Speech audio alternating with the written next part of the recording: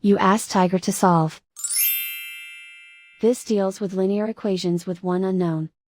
The final result is a equals -7. Let's solve it step by step. Group all a terms on the left side of the equation.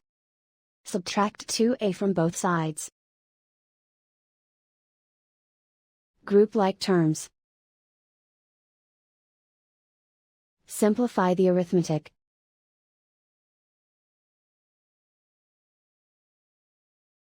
Group all constants on the right side of the equation. Subtract 21 from both sides. Simplify the arithmetic.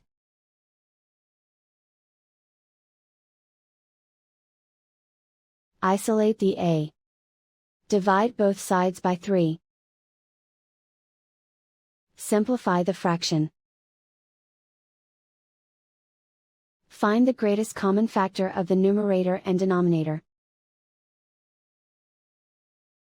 Factor out and cancel the greatest common factor. And so the final result is a equals -7.